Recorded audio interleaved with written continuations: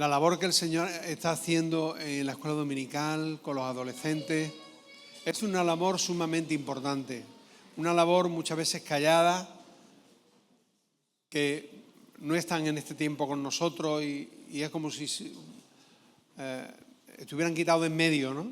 En algunas iglesias, desgraciadamente, lo tienen como una guardería, pero nosotros hemos entendido que tenemos los recursos poderosos de Dios en nuestras manos. Esos niños van a ser recursos de Dios en el poder del Espíritu Santo, porque cada día todo esto va increciendo, también la obra de Dios. Vamos a orar por ello y orar por la palabra que nuestro hermano nos va a compartir. Señor, nos unimos a ti confiando en que tú haces bien todas las cosas. Presentamos a nuestros niños, presentamos la enseñanza de hoy, presentamos lo que está por delante, el teatro y todo lo demás. Pedimos, Señor, queremos que levantes en cada uno de ellos siervos y siervas con un entendimiento espiritual aún mayor y profundo que nosotros. Y ahora, Señor, oramos por la palabra que tú has sembrado y has puesto en el corazón de Daniel para que sea traída en el poder del Espíritu y nuestros oídos estén abiertos completamente. Tomamos el lugar de María a los pies de Jesús para que tu Espíritu hable a nuestras vidas en el nombre de Jesús. Amén y amén. Muy buenos días. ¿Podéis poner, por favor, la diapositiva que ponemos al principio normalmente? ¿Vale? Estamos hablando de ataduras, maldiciones, el lugar que le podemos dar a los demonios en nuestras vidas.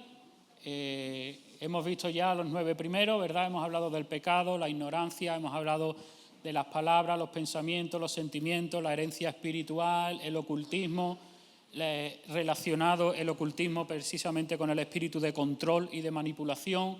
Hemos hablado de la vinculación a grupos y estuvimos hablando la semana pasada también de los objetos. Es una realidad que está ahí. Y hoy vamos a hablar del último para concluir este bloque que lo he titulado Cosas lícitas. Si te soy sincero, yo nunca hubiera ubicado este punto dentro de la liberación. Nunca, lo hubiera tratado en otros aspectos. Pero el Señor me ha ayudado a entender que hay cosas lícitas que nos atan. Y por eso va dentro de la liberación, porque hay cosas lícitas que nos atan. El apóstol Pablo llegó a decir, todas las cosas me son lícitas, pero no todas me convienen. Eso no lo sabemos de memoria. Todas las cosas me son lícitas, pero no todas me convienen. Hay cosas que entran dentro de la legalidad, hay cosas que son buenas, hay cosas incluso que son del Señor, pero eso no quiere decir que a mí me convenga. Por ejemplo, la comida es buena. La comida en sí mismo es buena. De hecho, si no comemos nos morimos. La comida es buena. La comida es necesaria. De hecho, de los primeros mandamientos que el Señor le dio al ser humano, cuando lo creó fue, de todo esto podrás comer. Fue de los primeros mandamientos. Primero le dijo, creced, multiplicaos, fructificaos, sojuzgad la tierra, enseñoreaos de ella. Después dice que lo puso en el huerto para trabajar y le dijo, de todo esto podrás comer. Fue de las primeras cosas que el Señor... O sea, la comida es del Señor.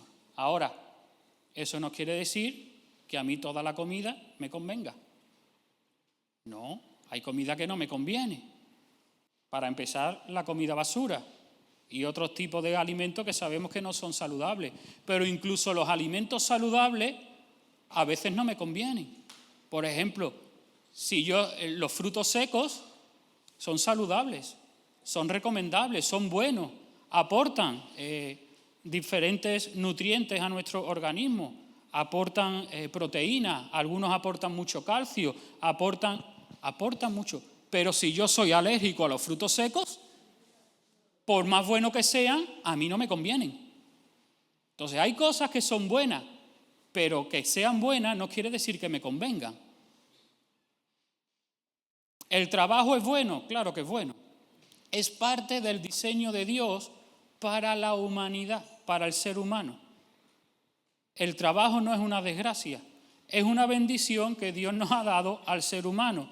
El problema es que por causa del pecado el trabajo se hace más costoso, más tedioso, pero el trabajo en sí es bueno. Ahora, esto no quiere decir que cualquier trabajo me convenga. Si yo soy una persona con problemas de lumbago, pues a lo mejor a mí no me conviene estar en los albañiles como peón 8 horas diarias, porque me va a reventar la espalda. Entonces, este tipo de trabajo no me conviene. ¿Por qué?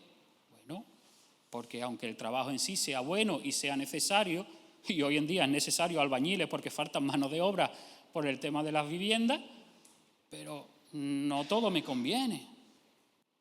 ¿Las relaciones sexuales son buenas? Por supuesto que son buenas, las creó el Señor. Las relaciones sexuales no es un invento del hombre que dijo, uy, mira qué guapa es esta, venga, vamos. No, es diseño divino, lo creó el Señor. ¿Me conviene? Depende, si estoy soltero o no. Si estoy soltero no me conviene. ¿Por qué? Porque estoy en fornicación, estoy bajo pecado. Y si estoy casado, ¿me conviene? Depende. Si es con mi esposa, sí, si es con otra, no. ¿Por qué? Porque cometo adulterio y estoy bajo pecado. Entonces, que las cosas sean buenas no quiere decir que me convengan. Ahora, esta es la primera lectura, pero el versículo no se queda ahí. Pablo continúa, y normalmente la segunda parte mucha gente no lo sabe. Pablo sigue diciendo, está en 1 Corintios 6:12. Después de decir todas las cosas me son lícitas, mas no todas me convienen, dice todas las cosas me son lícitas, pero yo no me dejaré dominar de ninguna. Aquí está la cosa. Partimos el versículo ahí. Hay cosas que son buenas, hay cosas que son lícitas, hay cosas que son necesarias, hay cosas que me convienen, pero aún así no tengo que dejar que me dominen. Ahí está la clave. Cuando lo que es bueno, cuando lo que es lícito, cuando lo que me conviene y es bueno para mí, me domina, ahí está el problema. Ahí está el problema. Y aquí es donde muchas veces los creyentes no caemos en la cuenta. No caemos en la cuenta. Y no nos damos cuenta de que hay cosas que sí que son buenas, pero me están dominando, me están controlando. Y al controlarme, yo no puedo entrar en la plenitud del destino que Dios tiene para mi vida. ¿Por qué te piensas que nos cuesta tanto ayunar muchas veces? Porque la comida nos tiene controlado. El estómago nos tiene controlado. Por eso nos cuesta ayunar. Y no estoy hablando de gente que está en enfermedad y necesita tomar un medicamento y necesita por prescripción médica. No estoy hablando de eso. Estoy hablando de que cuando nos metemos a ayunar ya está el estómago diciendo, dame algo de comer. Y estamos todo el tiempo con la hora viendo cuándo falta para que llegue la hora de poder comer. ¿Por qué? Porque la comida, nuestro estómago, nos tiene controlado. Ese es el problema. Cuando lo que es bueno y lo que es lícito nos domina, nos gobierna y por lo tanto necesitamos liberación. Ahora, la palabra lo traduce así, de esta manera. Andan diciendo algunos, todo me está permitido. Sí, pero no todo es conveniente. Y aunque todo me esté permitido, no debo dejar que nada me esclavice. Ahí está el punto. Ahí está el punto. No dejar que nada me esclavice. Hoy el mensaje lo vamos a empezar del revés. Todos estos puntos que hemos visto atrás, hemos desarrollado el tema y después hemos respondido a la pregunta, bueno, ¿y cómo me libero? ¿O cómo me libera Dios de esto, verdad? ¿Cómo puedo ser libre? Hoy respondemos primero a la pregunta y después desarrollaremos el tema. ¿Cómo puedo ser yo libre de las cosas que son lícitas y que son buenas y me convienen? ¿Cómo puedo ser yo libre? Ahí lo dice Pablo, no dejes que te dominen. Por ahí pasa la liberación, no dejando que lo que es bueno, que lo que es lícito, me domine. Esto implica mucho, porque quiere decir que si yo no tengo que dejar que algo me domine, si algo me domina es porque yo lo he dejado. Por lo tanto, soy responsable. Y aquí Pablo está apelando a la responsabilidad. Escúchame, no dejes que nada te domine, aunque sea bueno, aunque sea lícito, aunque sea de Dios. Si está ocupando el lugar que no le corresponde en tu vida, en mi vida, y vamos a ver algunos casos, entonces yo tengo un problema, porque yo tengo que tomar una decisión. Y la decisión es no dejar que me domine. Aquí hay dos cosas. Número uno, tengo que ser consciente de la responsabilidad que yo tengo en aquello que me gobierna y no me gobierna. Y segundo, hay una voluntad que doblegar. Si algo me está dominando a mí, es porque yo quiero, le estoy dejando. No he terminado de doblegar mi propia voluntad. No he terminado de doblegar mi propia voluntad. Tengo una responsabilidad. Ahora, esto, ¿cómo lo llevamos a cabo? O sea, ¿cómo puedo yo hacer para que algo que es bueno, para algo que es legal, para algo que es positivo, incluso algo que me conviene o algo que viene de Dios, ¿cómo hago yo para que eso no me domine? ¿Cómo hago yo para que eso a mí no me gobierne? Bueno, hay que aplicar dos principios espirituales. Dos principios espirituales. El primer principio es el principio del señorío de Cristo. El señorío de Cristo. Mira lo que dijo Jesús en Mateo 6:24.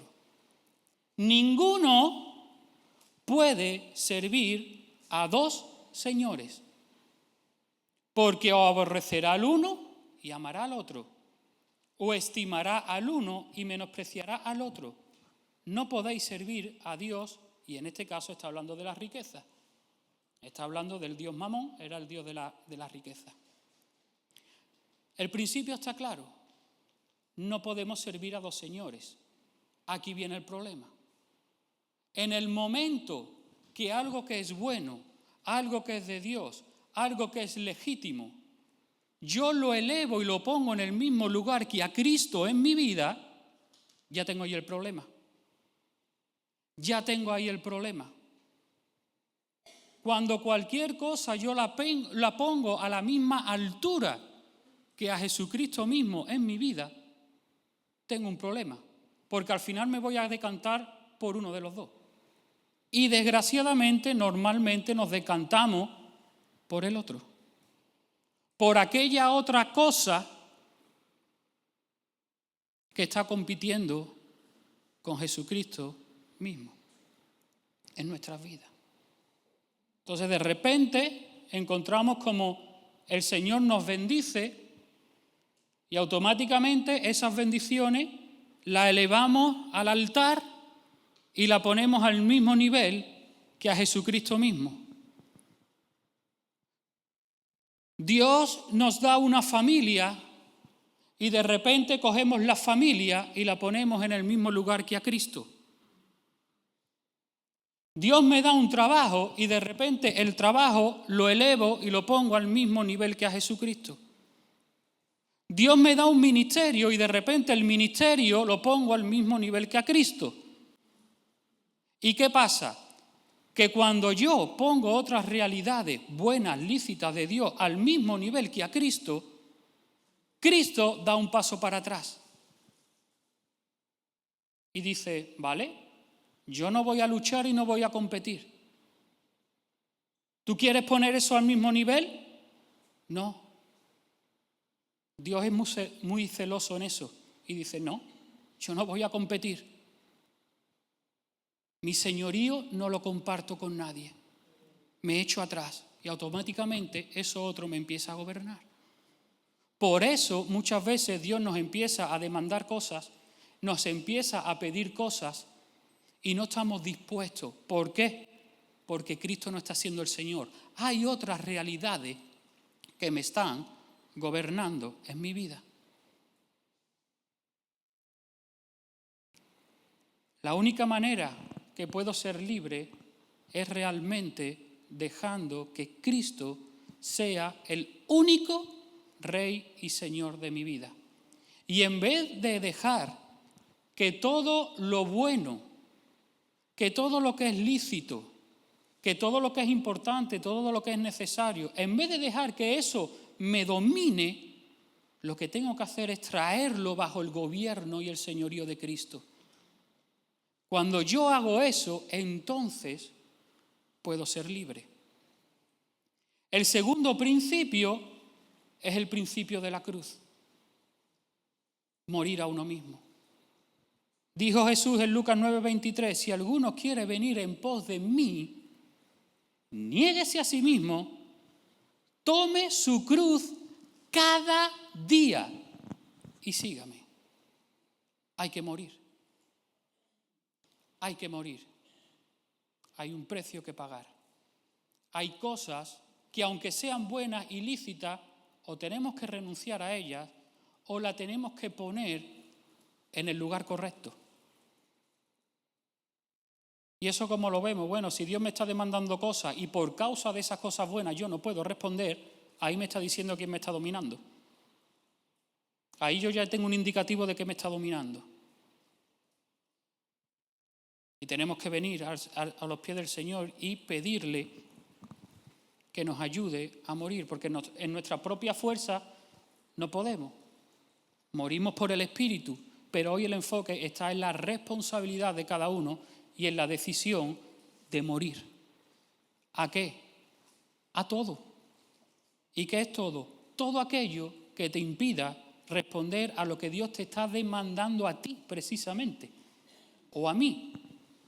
Que a todos nos va a pedir morir, sí, pero que no a todos nos va a pedir morir a lo mismo. A cada uno le pedirá morir a una cosa. Y curiosamente siempre nos va a pedir lo que más nos duele. Pero lo que te duele a ti no es lo que me duele a mí, lo que me duele a mí no es lo que te duele a ti, lo que a mí me gobierna y me controla no es lo mismo que a ti te controla, entonces el Señor sabe. Yo no puedo imponer a nadie que pague el mismo precio que el Señor me está demandando a mí que pague.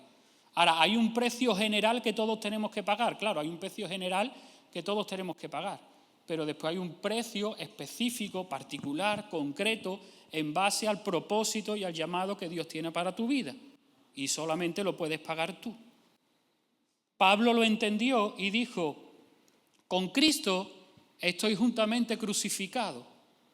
Y ya no vivo yo, Cristo vive en mí.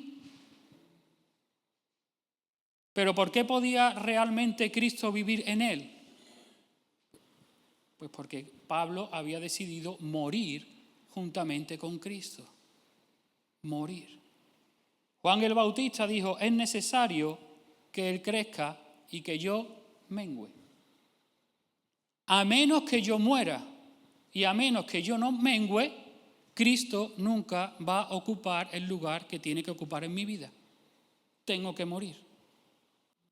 Tengo que morir. Tengo que renunciar a lo que Él me esté pidiendo. Si vamos a la Biblia, en Mateo capítulo 10, encontramos un pasaje muy conocido, encontramos a un joven. Capítulo 10, versículo 17.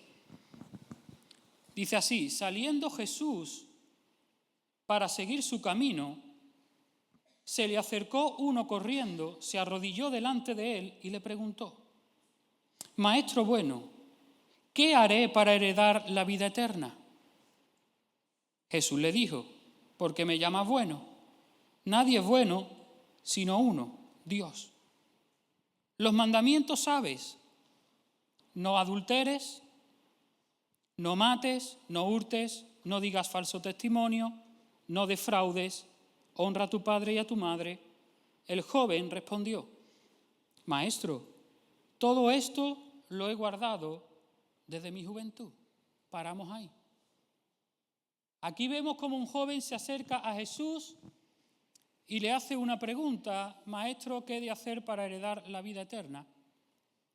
Y Jesús le dice, bueno, ¿tú conoces los mandamientos? Y le empieza a nombrar los mandamientos. No cometas adulterio, no mates, no robes, no digas falso testimonio, no defraudes. Eso no era un mandamiento. No defraudes, honra a tu padre y a tu madre. Y el muchacho dice, no, yo esto todo lo he cumplido. ¿Qué vemos aquí? Aquí vemos un joven que dentro de la luz que tenía y dentro del entendimiento que él tenía, que por cierto era muy limitado, estaba andando en la voluntad general de Dios para lo que era el pueblo de Dios. Todavía ahí, Cristo no había muerto, no había resucitado, todavía estaba vigente el antiguo pacto. Todavía estaba vigente el antiguo pacto y tenían ahí los 10 mandamientos. Y él, el joven, lo sabía y en base a la luz muy limitada, muy torpe, muy insuficiente, pero en lo que él entendía, él estaba andando en la voluntad general de Dios. No, sí, yo conozco los mandamientos y los estoy cumpliendo dentro de lo que entendía. Porque curiosamente Jesús no le menciona el primer mandamiento, no tendrá dioses ajenos. Y él tenía un Dios que era su riqueza, lo veremos después. Pero en lo que él entendía, en la poca luz que tenía, por lo menos, él estaba andando en la voluntad general de Dios para su pueblo hasta aquel momento, que eran los 10 mandamientos. Sí, yo sé que tengo que hacer esto, yo sé que tengo que hacer lo otro, yo tengo que cumplir con esto, cumplir con lo otro, y lo he hecho. Entonces vemos a una persona que estaba andando dentro de la voluntad general de Dios. Esto es muy importante. Esto es muy importante que lo entendamos. Porque muchas veces no andamos en la voluntad general de Dios. Y vamos a ver cómo, por causa de eso, después el Señor le da un llamado a este joven. Y vamos a ver en qué consistía este llamado. Pero si tú no andas, si yo no ando en la voluntad general de Dios, la general, la que es para todos, si no andamos en esa, difícilmente el Señor nos va a poder después revelar su voluntad específica, su voluntad concreta, su propósito o el destino que Dios tiene para mí. Lo básico es andar en la voluntad general del Señor, en la voluntad de Dios.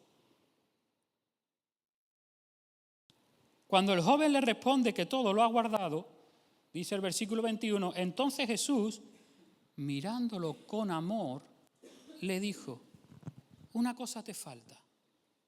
Anda, vende todo lo que tienes, dalo a los pobres y tendrás tesoro en el cielo. Luego ven y sígueme tomando tu cruz. ¿Qué está haciendo aquí Jesús? Jesús no le está respondiendo a su pregunta de cómo puede ir al cielo. Jesús aquí le da un llamado y le marca un precio que tiene que pagar. Esto siempre lo hace el Señor con nosotros. Nos da un llamado y nos dice que vamos a tener que pagar un precio. Es cierto que no siempre nos indica todo el precio, porque entonces lo mismo nos echamos atrás.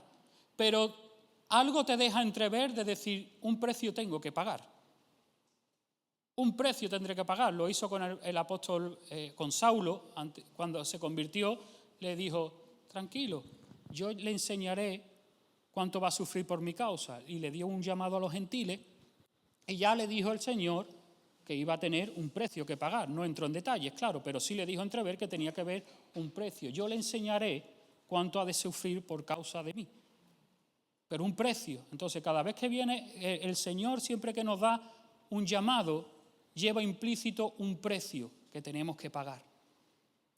¿Cuál era el llamado que le hace a este joven? Bueno, el llamado que le hace es, ven y sígueme. Ven y sígueme. Es el llamado que le hace a este joven. ¿Por qué digo que es un llamado? Porque Jesús pocas veces hizo este llamado de forma personal. Cuando Jesús estaba hablando, en el pasaje que hemos leído de Lucas, cuando dice, si alguno quiere venir en pos de mí, niéguese a sí mismo, tome su cruz cada día y sígame, ahí está hablando, está haciendo un llamado general. Cualquiera que quiera, el que quiera seguirme, tome su cruz cada día y sígame. Está haciendo un llamado general. No es un llamado particular y concreto. Hay un llamado general para la Iglesia y hay un llamado específico. ¿Todos estamos llamados a orar? Sí, pero hay gente que tiene un llamado más concreto y más particular a orar en una mayor dimensión, en una mayor profundidad, ¿verdad? En una mayor nivel de intercesión. Todos estamos llamados a predicar el Evangelio, sí, pero hay algunos que están llamados de una forma particular y concreta a ser evangelistas y dedicarse a... Todos estamos llamados a ciertas cosas a nivel general, todos estamos llamando a alabar y a adorar al Señor, pero solamente algunos están llamados a desarrollar un servicio y un ministerio en el equipo de alabanza. Es más específico. Y con esto pasa lo mismo. Hay un llamado general de Jesús a seguirle, pero después hay un llamado concreto y específico de tú ven y sígueme. Y sabemos que al llamado general mucha gente respondió, porque mucha gente seguía a Jesús. Muchos hombres, muchas mujeres seguían a Jesús. Y la Biblia nos enseña, si leéis el Nuevo Testamento, los Evangelios, que Jesús tenía muchos discípulos, no solamente los 12, tenía muchos discípulos, mucha gente que le seguía. Y de ese montón de discípulos que tenía, escogió a los 12 apóstoles. Pero tenía un montón de gente que le seguía. Pero sin embargo, ese llamado concreto, particular, directo de decirle a la persona, tú sígueme, se lo hizo a muy pocas personas, no con todos. Cuando visitó a Zaqueo, ¿os acordáis? Zaqueo se sube al sicómoro y el Señor le dice, baja del árbol, que hoy es necesario que coma en tu casa. No le dijo, baja del árbol y sígueme. No le hizo ese llamado concreto. Cuando el endemoniado gadareno es liberado, dice que el endemoniado gadareno quería entrar en la barca para seguir a Jesús y Jesús le dijo, no. Este llamado de seguirme a mí de una manera tan cercana no es para ti. Tú ve y predica. Y él se fue a Decápolis a predicar el Evangelio. No es para todos ese llamado que el Señor hace de una forma concreta. Y vemos a poquitas personas que el Señor le hace llamado. Uno de ellos es a Mateo, es a Leví. Los tres evangelios cuentan cómo Jesús, viendo a Mateo en el tribuno, sentado en el lugar donde cobraba los impuestos, le dijo, sígueme. Y Mateo le siguió. Ese llamado se lo hizo también a Felipe en el capítulo 1 de Lucas. Jesús ve a Felipe y le dice, sígueme. Y le hace ese llamado concreto. Otros de los que fueron llamados fueron Pedro y Andrés. Tanto en Mateo como en Marcos, Jesús les dice, venid en pos de mí y os haré pescadores de hombres, que es otra forma de decir, vosotros dos, seguidme. Venid en pos de mí, seguidme. Y los otros dos que recibieron el llamado fueron Jacobo y Juan. En Marcos capítulo 1:20 dice que después de llamar a Pedro y a Andrés, vio a Jacobo y a Juan, dice que también a ellos los llamó. ¿Cómo los llamó? Pues de la misma manera, por el contexto se entiende que les hizo el mismo llamado que a Pedro y a Andrés, seguidme. Entonces vemos cómo en las Escrituras, en este caso, solamente 6 personas reciben el llamado concreto de seguirle a él. Mateo, Felipe, Pedro, Andrés, Jacobo y Juan. 6 personas. ¿Quién fue el séptimo? El joven rico. El joven rico. 7. De los 7, 6 respondieron. 1 no. Curiosamente, esos 6 fueron apóstoles. ¿Quién sabe si este rico hubiera respondido si hubiera sido parte de uno de los 12? ¿Quién lo sabe? Porque los 6 que respondieron al llamado concreto formaron parte del grupo de los 12 apóstoles. Los 6. Y el único que no respondió al llamado fue el joven rico. Y ya no se sabe nada más de él. ¿Quién sabe si estaba tirando por tierra el destino de Dios para su vida? Quizás algún día en el cielo lo sabremos. Yo no lo sé, pero fue el único que nos respondió a ese llamado de seguir a Jesús. Versículo 22 dice, pero él, afligido por esta palabra, se fue entristecido porque tenía muchas posesiones, tenía mucha riqueza. Pregunta, ¿es malo tener riqueza? No, no es malo. Es más, necesitamos que se conviertan ricos porque hace falta dinero para la obra y para extender y para enviar misioneros. Hace falta, la obra del Señor se sostiene también económicamente, hace falta. Hace falta el dinero. El dinero no es malo. El problema es cuando el dinero ocupa el lugar que no tiene que ocupar en mi vida y me gobierna. Dice la palabra que raíz de todos los males es que el dinero, no, el amor al dinero. O sea, cuando el dinero, cuando esa realidad que en sí misma no es mala, en sí mismo el dinero no es malo. No es malo. Una vez escuché a una persona que estaba compartiendo en la radio, no sé quién era, y dijo, no, es que malinterpretamos el pasaje donde dice que raíz de todos los males es el amor al dinero. No, hermano, no es el amor al dinero en sí es malo. Digo, por favor. Pero si un versículo más claro que ese, que dice que es el amor al dinero, además, si es así, dile a tu jefe que no te pague. Porque si es malo, ¿no? Y entonces, si el dinero es malo, ¿por qué Jesús le dijo a Pedro, ve a un pez si saca dinero para que paguemos los impuestos? Porque si fuera malo, Jesús no haría eso. El dinero no es malo. El problema es cuando el dinero o mis posesiones materiales empiezan a ocupar el lugar que no tienen que ocupar y no me dejan que yo responda al llamado de Dios. Entonces, ¿cómo sabemos que era el Dios de este hombre? Por dos cosas. Uno, por el versículo que acabamos de leer, el 22. Él se puso triste y no responde al llamado, porque no estaba dispuesto a desprenderse del dinero. La otra razón por la que lo sabemos es por la pregunta que le hace. La pregunta es, Señor, ¿qué tengo que hacer para heredar la vida eterna? No le dice, Señor, ¿qué tengo que hacer para seguirte?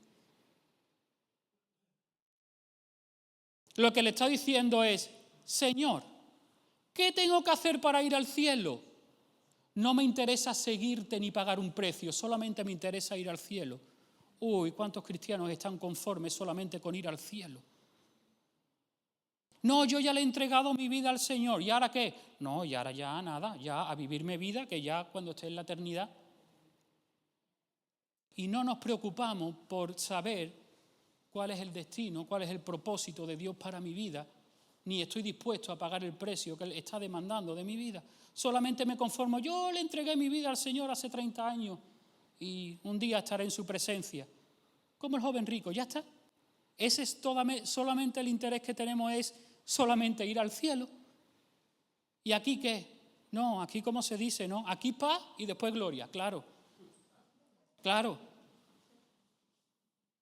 Y del propósito que Dios tiene para ti, cuidado, porque a veces andamos en una línea muy fina, porque Jesús dijo que no todo el que me dice Señor, Señor entrará en el reino de los cielos, sino el que hace la voluntad de mi Padre. Y si yo no la estoy haciendo, cuando entremos allí nos podemos encontrar con muchas sorpresas. Este hombre no estaba interesado, este joven no estaba interesado en seguir a Jesús ni en pagar un precio. Solamente estaba interesado en ir al cielo. Y muchos creyentes están conformes solamente porque hace 20 años le entregaron su vida al Señor y se van al cielo. Bueno, ¿y aquí qué precios estás pagando? ¿Qué precios estás pagando por seguir a Cristo? ¿Estás andando en el propósito de Dios? Entonces, recapitulando, hay 4 aspectos a destacar de este pasaje. En primer lugar, como hemos mencionado, el joven estaba andando en la voluntad general de Dios, aunque fuera con limitaciones. La pregunta es, ¿estás andando tú en la voluntad general de Dios en esta mañana y en este tiempo? Son preguntas que te tienes que hacer y que tienes que responder en esta mañana. ¿Estás andando tú en la voluntad general de Dios? ¿Cuál es la voluntad general de Dios? Bueno, lo sabemos. Tenemos que orar, tenemos que leer la Biblia, tenemos que congregarnos, tenemos que servir, tenemos que ofrendar y diezmar, tenemos que ser generosos, tenemos que sujetarnos, tenemos que perdonar, tenemos que amar, tenemos que saludarnos los unos a los otros. Un montón de cosas que hay en la Biblia que forman parte de la voluntad general de Dios. ¿Estás andando en ella? Si es así, felicidades, sigue adelante. Si no es así, el único mensaje que tengo para ti hoy es: empieza a andar en lo que ya sabes que tienes que hacer. Empieza a hacer lo que ya tienes que hacer, porque solamente así el Señor te va a poder mostrar en su tiempo cuál es el llamado específico que tiene para ti. Lo segundo que vemos es que el Señor hizo un llamado concreto y específico a este joven. Te pregunto, ¿sabes tú a qué te ha llamado Dios de una manera concreta y específica? Porque es triste que haya muchos cristianos que lleven 30 años en el Señor y digan: yo no sé para qué estoy aquí. Es triste. ¿Sabes tú a qué te ha llamado Dios a ti? De una forma concreta y particular. ¿Sabes a qué te ha llamado el Señor? Bueno, solamente hay dos respuestas. Sí lo sé, no, no lo sé. Si no lo sabes, ya es hora de que empieces a buscarlo. Señor. Pero claro, para poder buscar eso, primero tienes que empezar a andar en los propósitos generales de Dios.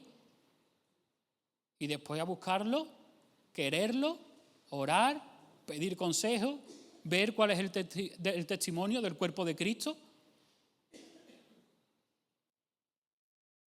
Si no lo sabes. Si tú sí sabes a qué te está llamando el Señor, otra pregunta. Hoy va la cosa de preguntas. ¿Lo estás cumpliendo? Sí, lo sabes, pero vale, lo sabes. ¿Estás andando en Él? ¿Estás andando en ese llamado que Dios tiene para ti? ¿Sí o no? Otra vez, dos respuestas. O estoy andando o no estoy andando. ¿Y qué hago si no estoy andando? Pues tengo que empezar a tomar decisiones. Lo tercero que vemos de este pasaje es que Jesús le marcó el precio que tenía que pagar. En su caso era venderlo todo. En el caso de Mateo, Mateo dejó su trabajo. Mateo dejó su trabajo. Pedro y Juan dejaron su trabajo.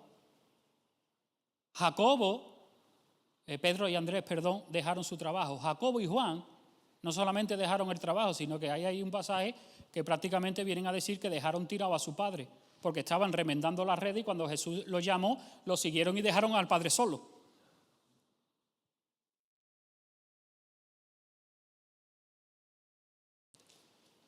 Entonces, va a requerir un precio. Pregunta: ¿qué te está pidiendo a ti el Señor en este tiempo que renuncies? A ti, no a mí. A mí me estará pidiendo mis cosas, a ti las tuyas. ¿Qué te está pidiendo Dios a ti en este tiempo que tienes que renunciar? ¿Qué precio te está pidiendo a ti el Señor pagar en este tiempo? Esa es la primera pregunta.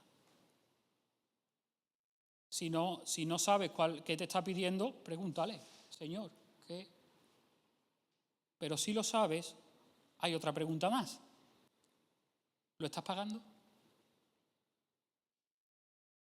¿Estás pagando el precio que Dios te está pidiendo en este tiempo?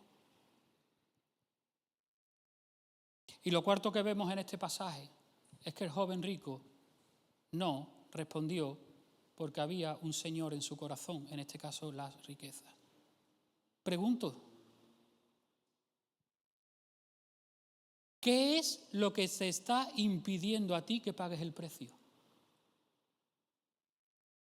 ¿Qué hay en tu corazón en este tiempo que no te está dejando responder a lo que Dios te está llamando y te está hablando? ¿Es el trabajo? ¿Es la familia? ¿Son los bienes? ¿Son tus propios sueños que tú tienes? ¿Qué es lo que te está impidiendo? ¿Qué es lo que te está impidiendo? Vemos en las Escrituras una gran diferencia entre los que respondieron y los que no. Y la diferencia fue que unos decidieron pagar el precio porque querían que Jesús fuera su Señor, y el joven rico, que no estuvo dispuesto, no escogió. ¿Por qué? Porque no estaba dispuesto a rendirlo, porque eso le estaba gobernando en su vida. Era una decisión suya. Si recordáis, cuando Jesús llega a Betania, entra en casa de Marta, y la gran diferencia entre Marta y María fue solamente una: decisión. Dice Jesús en el versículo 42 del capítulo 10 de Lucas 10, 42, solo una cosa es necesaria y María ha escogido la buena parte. Una escogió, la otra no. Jesús entró en casa de Marta y por aquel contexto y aquella cultura, ellas, sobre todo como mujeres, tenían que servir y atender a los que venían a hospedarse. Era su responsabilidad, es lo que tenían que hacer. Y por la cultura no les estaba permitido a las mujeres sentarse a los pies de un hombre como discípulas. Por la cultura de aquel entonces no les estaba permitido. Sin embargo, María escogió y Marta también. En el mismo contexto, y Marta nos dice que ahí estaba muy ocupada con muchos quehaceres, con muchas cosas, nos dice el versículo 41 y el 40, muchos quehaceres, muchas cosas, muchas responsabilidades, muchas tareas, mucho para arriba, mucho para abajo. Pero Marta decidió, escúchame, María escogió, nadie me va a quitar este tiempo de estar con Jesús. Sin embargo, Marta dijo, no puedo dejar de hacer esto. ¿Cuántas veces se nos pasa el día? No, he tenido que ir a trabajar, he tenido que atender a los niños, he tenido que hacer otro, me ha llamado un hermano, lo he tenido que atender, he estado para arriba, he estado para abajo, y al final, hermano, y no he tenido tiempo para orar y para buscar al Señor. Es que he estado muy ajetreado. No, es que has decidido no apartar ese tiempo. Porque la responsabilidad la tenían las dos, pero una decidió, ahora es momento de estar con Jesús. Ya lo atenderemos después. Hermano, hay cosas que podemos atender después. Si alguien estuvo en la tierra profundamente ajetreado, era Jesús.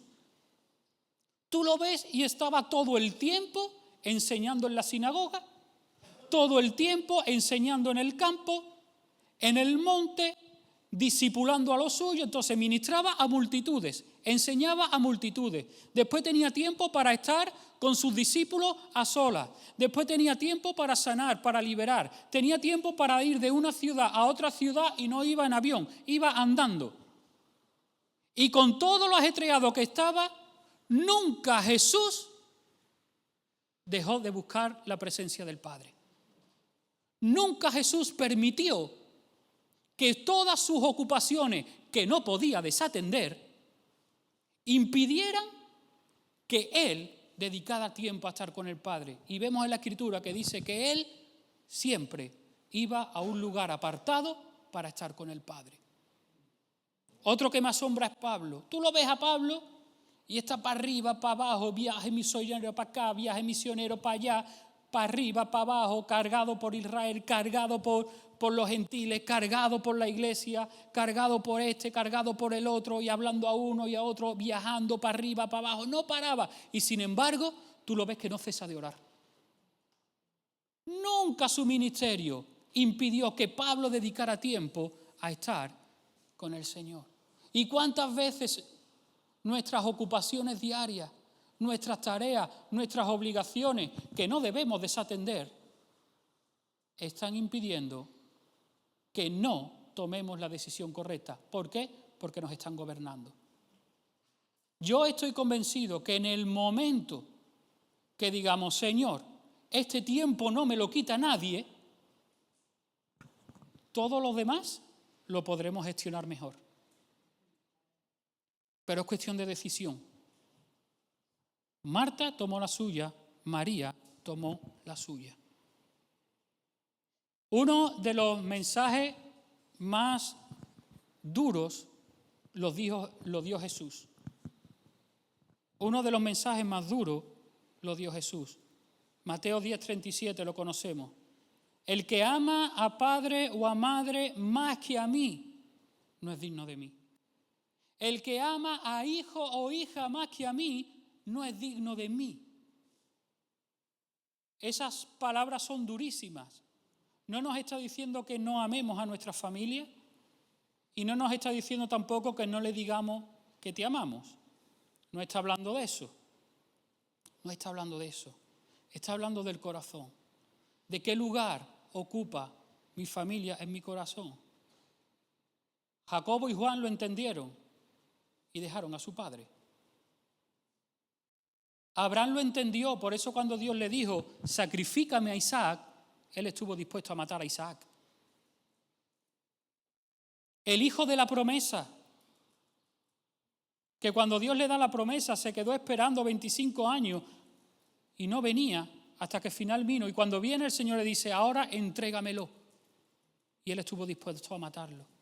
¿Cuántas veces estamos esperando que Dios nos dé cosas y cuando nos responde, ahora después el Señor nos la pide y no se la damos?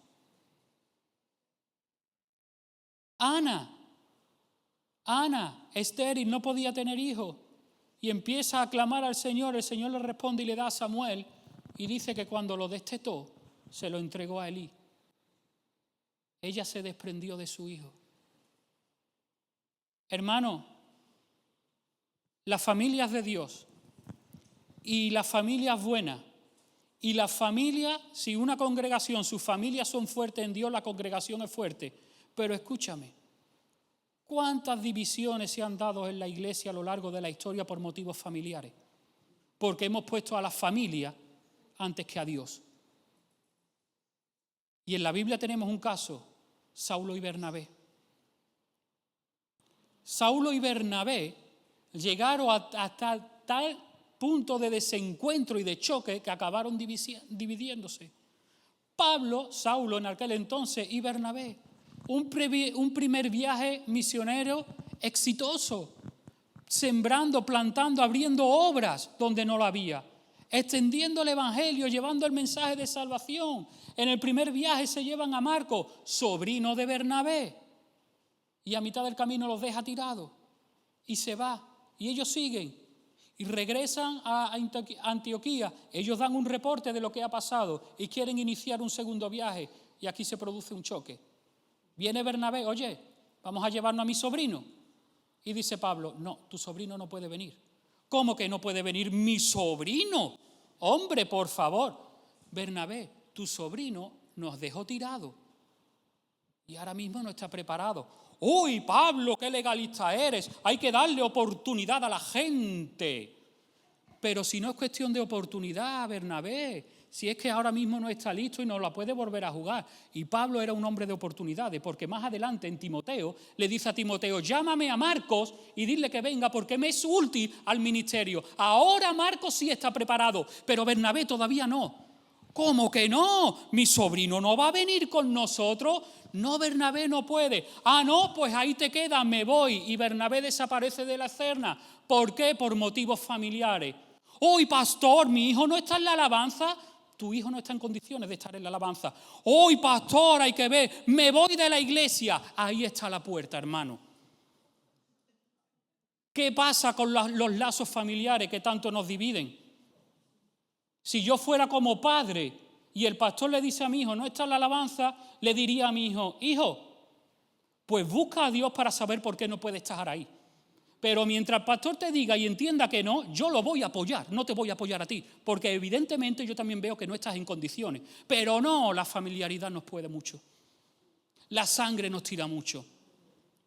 Y cuando tocan a un hijo, cuando tocan a un padre, cuando tocan a un hermano, Cuidado, porque yo he visto a gente y conozco un caso concreto de una persona que Rosa y yo queremos mucho, que porque se cometió a su juicio una injusticia con un familiar suyo, a día de hoy no está en la iglesia, no lee la Biblia, no cree en Dios. Y era una persona de bendición. De bendición. Yo estuve sirviendo con esa persona durante varios años, y Rosa también. Y era una auténtica bendición, estaba en la alabanza. Y era una bendición de persona. Bueno, pues a sus ojos se cometió una injusticia con un familiar suyo. Oh, y eso es intocable. Y a día de hoy no cree en Dios, por lo que tengo entendido. Hermano, ¿qué pasa si se comete alguna injusticia con un familiar tuyo? Perdónalo, pero no dejes que eso te divida del cuerpo de Cristo. Hay gente que anda bien hasta que se toca a un familiar. En ese momento ya la persona empieza a ir en caído. Y yo conozco varios casos. Cuidado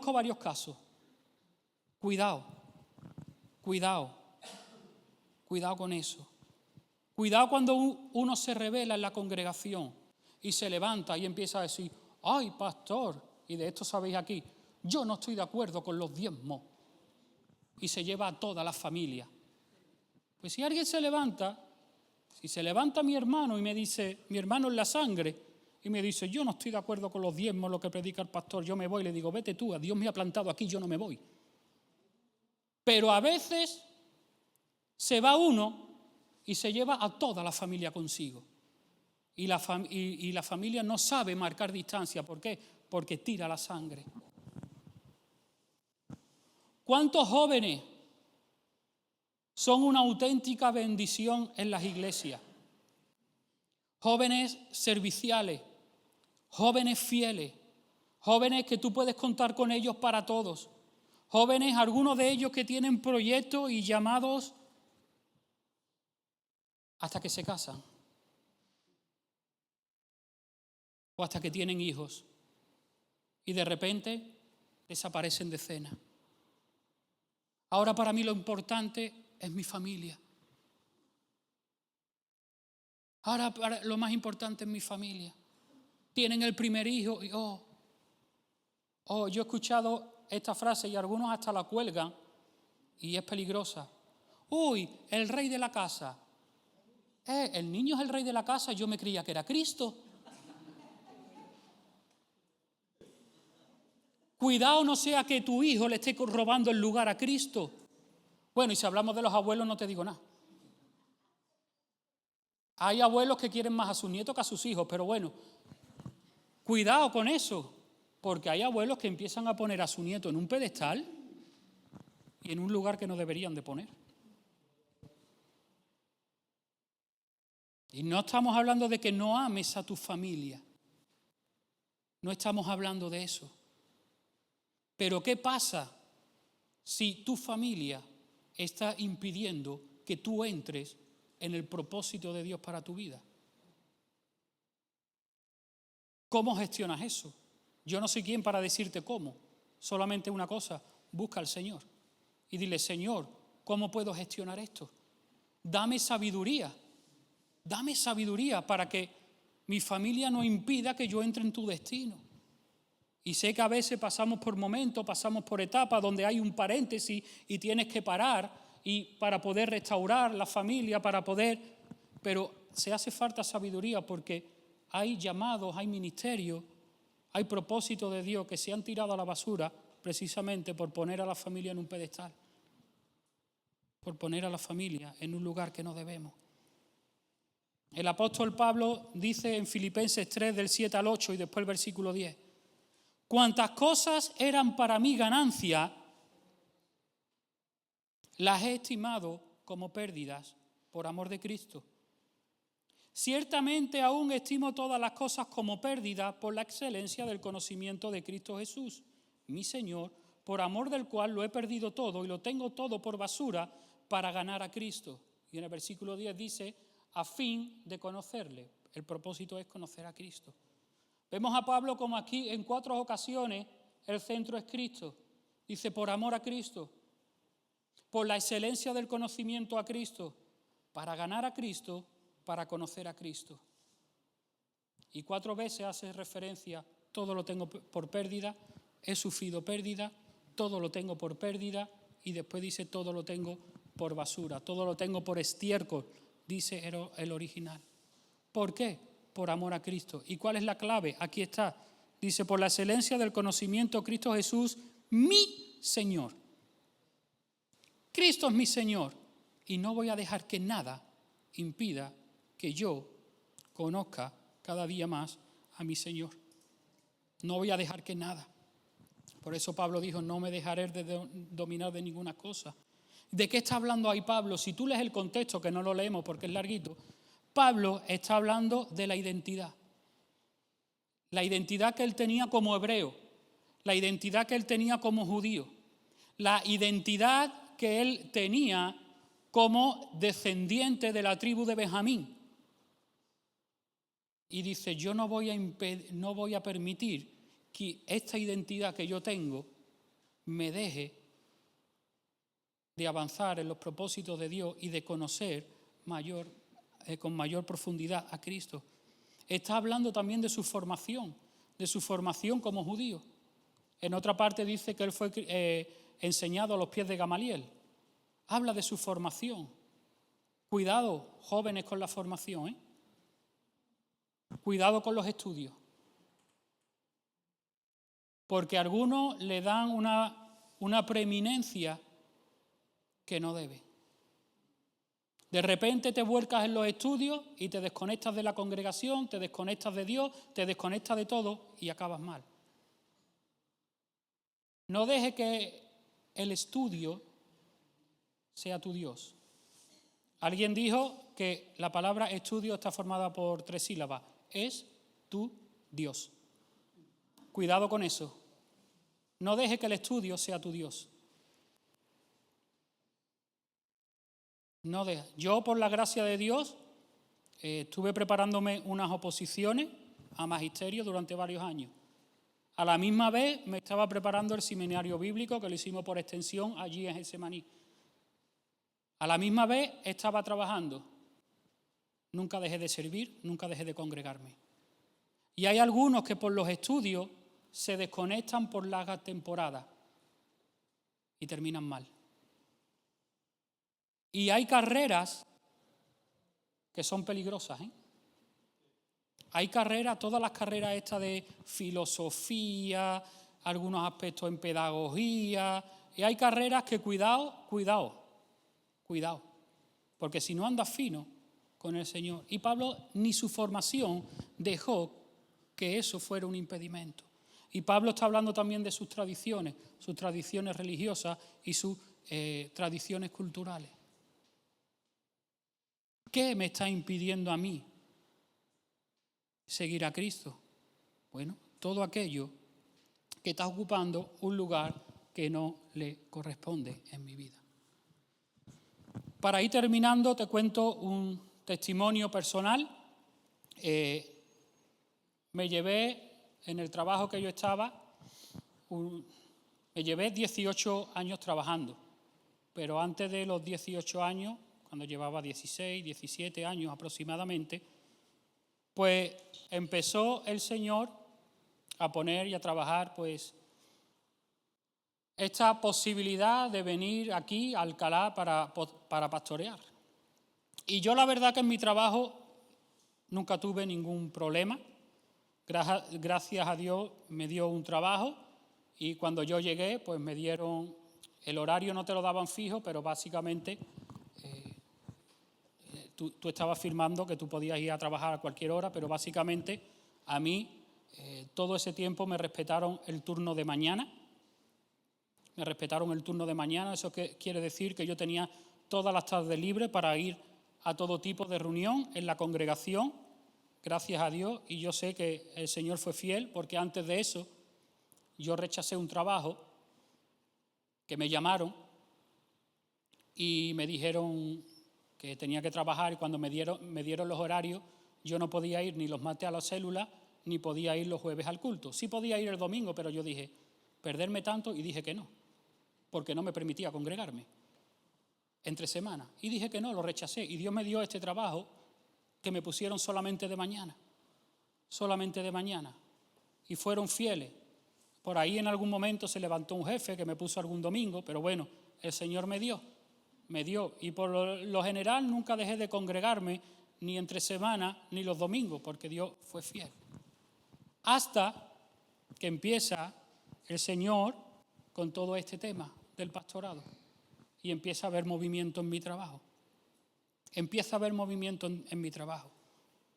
De repente entra uno nuevo y empieza a imponer pues algunas nuevas normas, y él quería que todo el mundo rotásemos mañana y tarde. Claro, si yo vengo aquí soy pastor, entonces los jueves no podría venir, si me toca de tarde, los martes a las reuniones de oración si la tenemos tampoco, no podría dedicarme tanto al ministerio a 100%. Y empiezan, en mi trabajo había varias secciones y los demás empiezan a ceder y empiezan a poner turnos rotativos. Gracias a Dios por la jefa que me puso, mi jefa dijo, en mi grupo nadie rota. Y Dios me lo respetó y nunca me puso por la tarde. Pero aquí empieza la lucha como cuando Dios quiso liberar a Egipto de Faraón, ¿verdad? Deja ir a mi pueblo, ¿vale? Pero hasta aquí. ¿Vale? Pero no te lleves a las mujeres. No, a las mujeres me las llevo. ¿Vale? Pero no te lleves los animales. No, los animales me los llevo. ¿Vale? Pero no. Y empieza ahí una lucha. Y empieza la lucha en mi trabajo. De momento por ahí me libro, no voy por las tardes. Y dice, bueno, tenéis que trabajar también los fines de semana. Y yo digo, bueno, los fines de semana, entonces si yo trabajo el domingo no puedo venir aquí. Y se lo comento a mi responsable, digo, mira, yo estoy ahora en un proceso de pastorar, de posiblemente pastorear una congregación y, hombre, quitarme los domingos, no sé qué. Y tenía mi jefa y mi jefa lo entendió, dijo, vale, este jefe dijo, bueno, pero un domingo al mes, ¿no? Tú podrías venir, no sé qué, no sé cuánto. Total, que de momento está haciendo mi jefa los planning y dice mi jefa, tranquilo que a ti los domingos no te pongo, el Señor mediando. Y estamos ahí en el tirafloja. Y claro, ahora responde otra vez Satanás. ¿Y ahora qué pasa? Que ahora el director impone que cada trimestre cada jefe haga el planning. Entonces ya no solamente mi jefa. Mi jefa no me ponía, cuando me toca el otro responsable, resulta que me pone un domingo sí, un domingo no a trabajar. Después de haber hablado yo con él. Y me dice mi jefa, oye, ¿qué tal el tema de los planes? Digo, que me ha puesto uno sí y uno no. Y dice, ¿qué? Que me ha puesto el sí y uno no. Y dice, tranquilo, dame el planning. Se lo doy y me los quita todos. Y me los quita todos. Y empieza ahí el tira y floja y el tira floja. Hasta que viene la bomba final. Un martes descanso yo, llego el domingo. Dani, ¿te has enterado de la noticia? No, ¿qué noticia? Que cierran el almacén. ¿Qué? Sí, venga, estáis de cachondeo, ¿no? No, que cierran el almacén. Por lo visto el día anterior, cuando anunciaron, la gente llorando, que me quedo sin trabajo. Claro, entender, allí hay gente que llevaba 18 años trabajando. Algunos se habían conocido ahí, los dos trabajaban ahí y ya tenían familia, tenían hijos. Y de repente, ¿ahora qué? ¿Los dos en la calle? ¿Ahora qué hacemos? ¿Los dos en la calle? ¿Dónde nos vamos? Y cuando dieron la noticia, la gente estaba preocupada, la gente estaba inquieta y yo lo recibí como una liberación. Digo, Dios me está liberando de este trabajo para que yo pueda entrar en el propósito que Él tiene para mí. Y ahora viene la decisión. Nos sentamos con el director y nos baraja las posibilidades. Posibilidad número 1, vete a otro almacén de España. Me tengo que ir a Madrid, me tengo que ir a Barcelona o me tengo que ir a Portugal. Si yo tomo esa decisión, yo no puedo estar aquí como pastor. Si yo tomo la decisión de irme a Alcalá, a Madrid, yo no estoy aquí como pastor y el Señor me estaba llamando a Alcalá de Guadaira, no a Alcalá de Henares. Entonces, rechazo esa oferta. Segunda oferta, vete a tienda.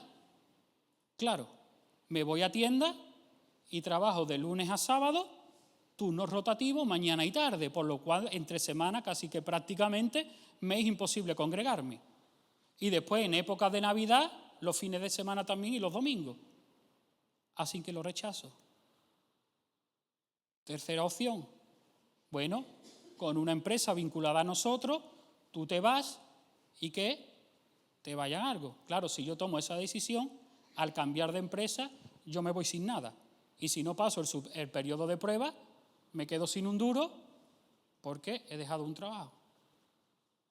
Opción número 4, te quedas hasta el final y te indemnizamos.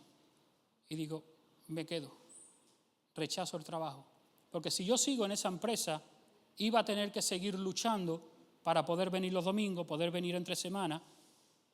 Y en el momento que dicen que van a cerrar el trabajo, yo lo percibo como una liberación en la que Dios me está liberando de ese trabajo para poder cumplir el propósito. Si yo al final, por temor a qué va a pasar, tengo una esposa, tengo hijos, me aferro a ese trabajo y acepto ir a tienda, yo ahora mismo estaría todavía esclavizado y luchando, oye, que no me pongas el jueves que tengo culto, por favor el domingo no, y estaría todavía esclavizado y no podría entrar en la plenitud del propósito de Dios para mi vida. Y lo rechacé. Y Dios fue fiel, tan fiel que yo me veo reflejado en la liberación del el pueblo de Dios. Hubo ese forcejeo entre las tinieblas y Dios para que el pueblo no sea liberado y alcanzara su destino. Finalmente Dios trae una gran liberación. El pueblo es liberado, pero no solamente fue el pueblo liberado, sino que dice que todos los egipcios le proveyeron de todo lo que necesitaban. Empezaron a darle sus joyas, dice que los despojaron. Y hermano, yo he experimentado eso. El Señor no solamente me ha liberado de mi trabajo, sino que desde mi trabajo me dio la indemnización y con ese, si Dios quiere, gracias a Dios puedo comprar mi primera casa. Me proveyó, me liberó y me proveyó. ¿Para qué? Para que yo pudiera desarrollar mi destino. Es más, no fue hasta que tomé esa decisión de dejar el trabajo que no se abrió puerta para venir a Alcalá y vivir aquí, aunque fuera de momento en una casa de alquiler. Y nos hemos llevado buscando muchos años, pero fue en el momento que tomé la decisión, se abrió una puerta y ahí tenemos una casa de alquiler. Y si Dios quiere, con la provisión de mi enemigo, me compraré una casa y si Dios quiere, termino de pagar el coche. ¿Por qué? Porque Dios tiene propósito más allá. Escúchame, no te estoy diciendo que renuncies a tu trabajo, no te estoy diciendo eso. Te estoy diciendo que busques a Dios a ver qué te está pidiendo. Porque a lo mejor cada caso es diferente. En mi caso yo ya tenía que romper y soltar. A lo mejor otro caso en el ámbito laboral es decir, voy a confiar en Dios y voy a reducir mi jornada para poder involucrarme más. Si es lo que el Señor te está pidiendo, hazlo y confía y descansa en Él, que Él proveerá. A lo mejor lo que el Señor te está diciendo es, vale, tranquilo, descansa, espera, que yo abriré otra puerta. Bueno, pues si es así, descansa y espera, que Él abrirá otra puerta. Pero entrégale todo al Señor. Entrégale todo al Señor. Yo me he presentado varias veces a las oposiciones, yo las aprobé y nunca me llamaron. Y echando una mirada retrospectiva hacia atrás, digo, si me hubieran llamado para trabajar como maestro, probablemente hoy no estaba como pastor.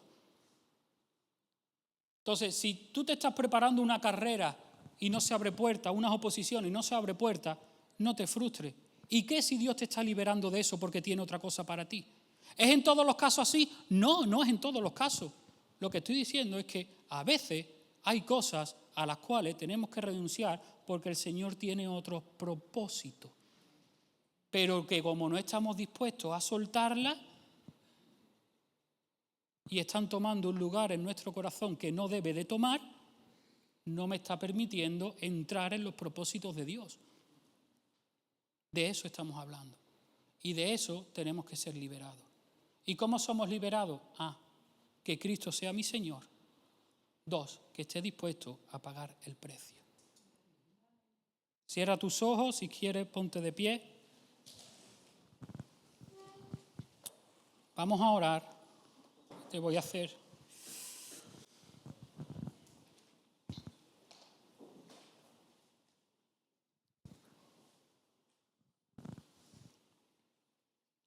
Cierra tus ojos y responde a estas preguntas, no a mí, respóndetelas a ti.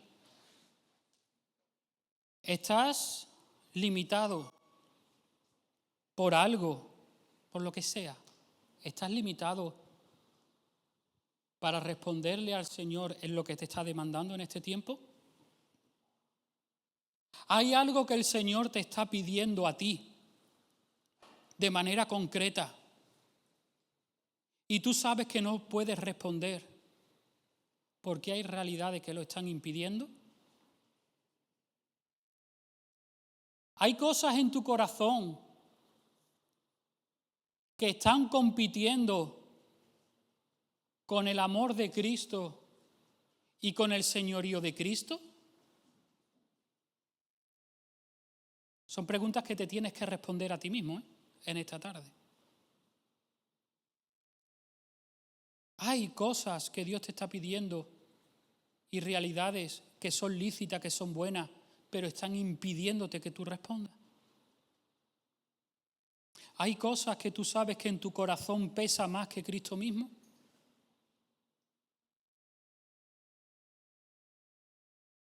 Padre, tú conoces nuestro corazón, Señor. A veces ni siquiera somos conscientes de que tenemos otros dioses que nos están gobernando. Por eso te rogamos, Padre, que en tu misericordia en este tiempo tú traigas luz a nuestras vidas. Te ruego que tú traigas luz a cada uno de mis hermanos aquí presentes y a aquellos que no han podido venir, Señor. Que tú en este tiempo abras nuestros ojos espirituales para que podamos ver qué cosas en nuestras vidas le están robando la preeminencia a Jesucristo. Todo aquello que está compitiendo con el amor a Cristo, con el señorío de Cristo. Padre, cuando hay cosas que nos están dominando, que nos están controlando y no nos dejan avanzar en ti, Padre, nos humillamos y te pedimos perdón, Señor. Asumimos nuestra responsabilidad de darle lugar a otros dioses. Asumimos nuestra responsabilidad de permitir que otras cosas en nuestras vidas opaquen a Jesucristo. Te pedimos perdón. Nos humillamos, Señor, y te pedimos perdón en esta mañana. Yo te pido perdón, Señor, por aquello que en mi vida está ocupando el lugar de Jesucristo y quizás no me dé cuenta. Hermano, en esta mañana tenemos que humillarnos y pedirle perdón. Ahí donde estás, sería bueno, no hace falta que levantes tu voz, pero que ahí donde tú estás le pidas perdón al Señor. Porque este es el primer paso, como en todos, para la liberación. Humillarnos delante de Él. Y pedirle que en aquello que no ve, Él traiga luz. Él traiga luz y Él traerá la luz. No la trae siempre de un tirón, pero de manera progresiva. A lo mejor durante la semana. A lo mejor Dios te ha mostrado algo hoy. A lo mejor te lo muestra esta semana. A lo mejor te lo muestra el mes que viene. Pero que tú le pidas al Señor que te dé luz para identificar aquello que no está en el lugar correcto. Voy a pedir a los hermanos de la alabanza, por favor, que suban. Y quiero terminar con lo siguiente.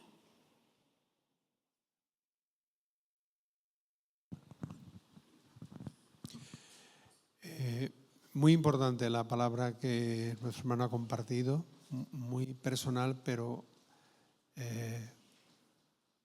creo que es muy inspiradora y va a hacer falta traerla en el futuro. Nosotros estamos orando por un avivamiento, estamos orando porque cada domingo un alma venga a Cristo. Va a haber domingos que van a ser más de una. Pueden ser 10, 5, 4, 20. Pero digo yo una cosa, si esto ocurre, es necesario, va a ser necesario una cantidad de personas entregadas, abriendo obra en diferentes pueblos también. Porque cuando Dios se mueve, no se mueve solamente en Alcalá, se mueve en otros lugares. Y te hablo a ti, joven, y a ti también, maduro, porque hay personas que están siendo movidas con cierta edad para llevar punto de misión. En Getsemaní tenemos un caso en Enrique Baena, por ejemplo. Quiero deciros, vamos a estar sensibles porque a lo mejor hasta aquí no has tenido ese reto, pero ¿y si empiezan a convertirse personas? A no ser que tú estés sensible a la voluntad de Dios, Dios puede, si lo estás, cambiar de plano tu situación y te puede empezar a dar responsabilidades que nunca has tenido, pero que Dios tiene en su plan. Porque en el avivamiento se moviliza la iglesia y tiene que haber cambios. Solamente te digo que la palabra ha sido muy buena, pero tenemos que aplicarla personalmente, y si va a haber un avivamiento dentro de pocos años, la iglesia va a cambiar radicalmente, si cambiamos nosotros en principio, ¿no? Así que, el cambio va a estar en que los obreros van a ir y van a tomar la cosecha de los campos blancos. En esta tarde ya hay gracia de Dios para responder. Y si no aprovechas cuando está la gracia de Dios para responder, quizá mañana no puedas responder. Déjame que te diga que es cierto que la gracia de Dios está para responder. Y solamente hoy tú vas a tener que dar una respuesta. Cada vez que Dios habla exige una respuesta, pero hoy de manera concreta exige una respuesta. Si no respondes hoy, lo mismo mañana no tienes la gracia para responder. Pero que respondas hoy no quiere decir que todo vaya a ser fácil. Hoy tú das la respuesta y hay la gracia de responder, pero mañana hay que caminar en esta respuesta que has dado. Y ahí necesitas el Espíritu Santo, y ahí es donde tú tomas decisiones en lo que Dios te empiece a dar. Pero hoy tenemos que tomar una decisión, y el llamado que me traía el Señor es el mismo llamado que hizo Elías y que hizo Josué al pueblo de Dios. Dice Elías en Primera de Reyes 18:21: ¿hasta cuándo claudicaréis entre dos pensamientos? Si el Señor es Dios, seguidle, y si Baal, pues id en pos de él.